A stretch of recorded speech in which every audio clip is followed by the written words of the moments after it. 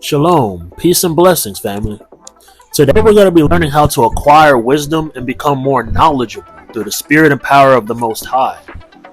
Now, increasing in wisdom and understanding will require a specific mindset to go along with certain personality traits, such as diligence, as we must be steadfast with our studies.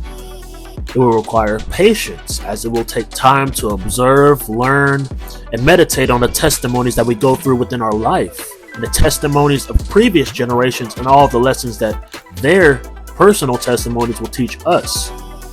And lastly, a mindset of resourcefulness will be needed in order to be able to increase the output of information that we took in and improve upon it rather than stagnate with it, right? We must strive to move upward with our journey of obtaining wisdom, as wisdom is more moving than any motion. It passes through all things, but first we must learn how to truly discover it. As you have some people within the world who believe that they have already discovered it and profess themselves to be wise, but in reality, a wise man is brought to honor through the wisdom of their words, not by their personal assertions, right? There's never really a need for us to profess ourselves as wise, as with the right mindset, our wisdom will always increase. As it is written in Isaiah 5:21, destruction unto them who are wise in their own eyes and prudent in their own sights. We as believers desire true wisdom. We don't want to be as the fool who thinks they know everything, are without error, and cannot take correction. If a foolish man hears wisdom, it displeases them naturally, and they'll cast it behind their back. But if a man who's astute and wise hears wisdom and understanding, they'll commend it and even add on to it. We're in a pursuit of knowledge and understanding to sanctify us from those who exalt foolishness and ignorance. We must let our light shine to give vision to those who have the zeal to come to knowledge but may have trouble finding the right direction or even seeing the direction and path. Now, step 1 to gaining true understanding will be to fear and have reverence towards the Most High. Similarly to how a young child will fear and have reverence towards their father. The Most High establishes good sense within us through His laws and His judgments, as they establish order within us.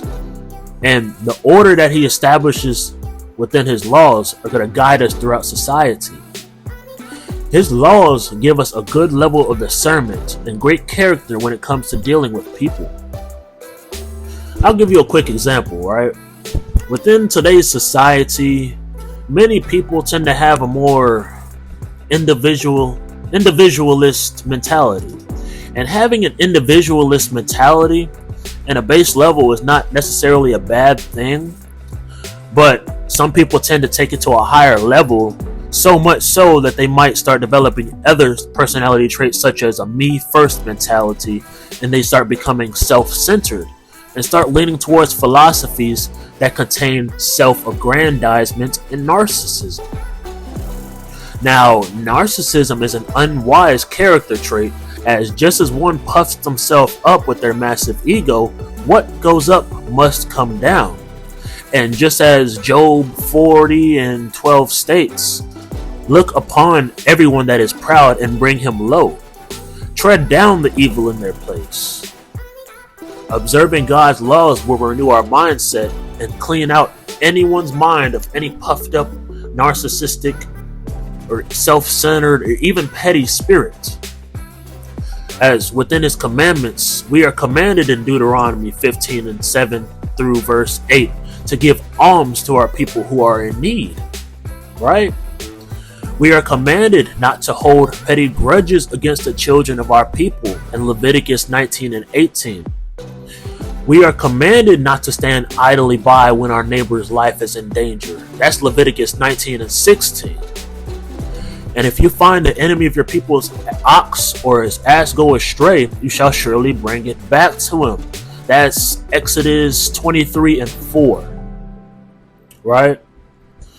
These personality traits of having a petty mentality, a narcissist, self-centered mentality, is going to get all cleaned up through his laws, statutes, and commandments, as God's laws have many great principles to check your morality and give you a mental and spiritual maturity, which will then add on to your wisdom. This wisdom will clean up your spirit and teach you how to truly have love for your people and how to avoid things that will harm you both physically and spiritually, and how to remain an overall peaceable individual. God's laws will transform your mind and will make wise the simple, just as Psalms 19:7 states. Now, moving on to the second step of acquiring wisdom is to have humility and a good sense of yourself and what you can improve upon, spiritually wise or physically wise, right? You must have a realistic outlook of yourself. You must examine yourself daily. When one is prideful, they can stunt their mental growth, as they will think they know it all and have little room or no room for improvement at all. But if one is humble, they will examine themselves and realize the times when they may be lacking in knowledge, or they might act in a particular way to improve upon it. Whenever you're humble enough to realize whenever you're lacking in knowledge and you truly have a desire to increase in it, you will naturally become inquisitive, and you will seek knowledge and understanding to break out of the stage of ignorance.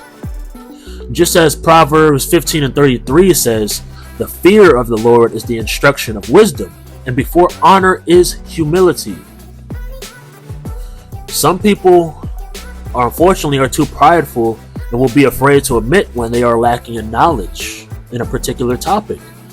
They would rather live in a state of ignorance or spread misinformation than to confess that they may have to study a little bit more to learn the truth. That's what you call denialism. It's a form of denialism.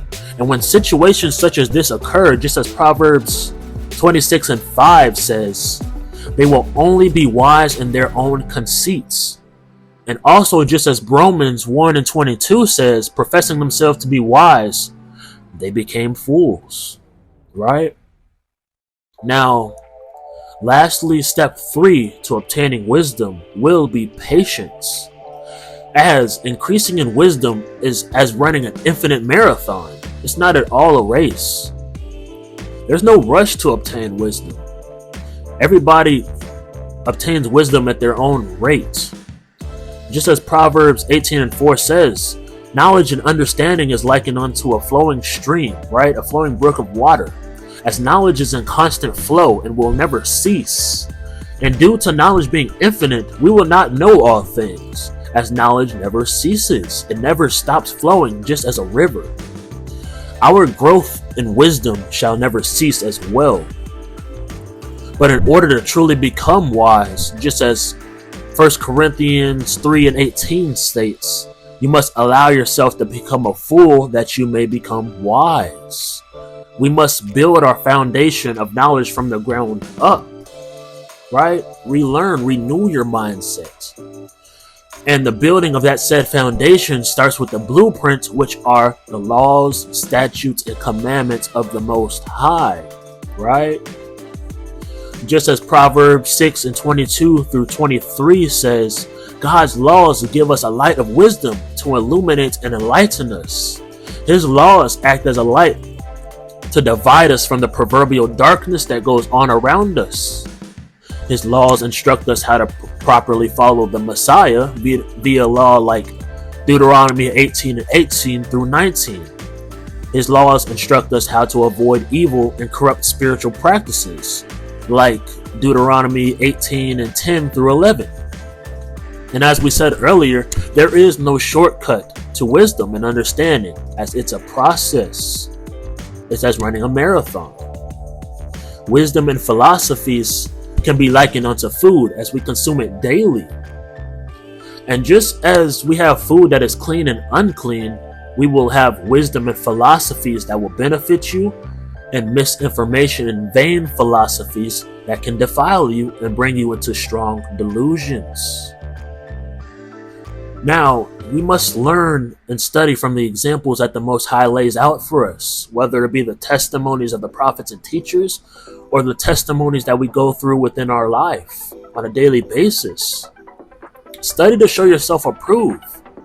And if one is lazy, tries to cut corners, and truly does not want to sow for their understanding, they will therefore reap no wisdom and will remain a fool.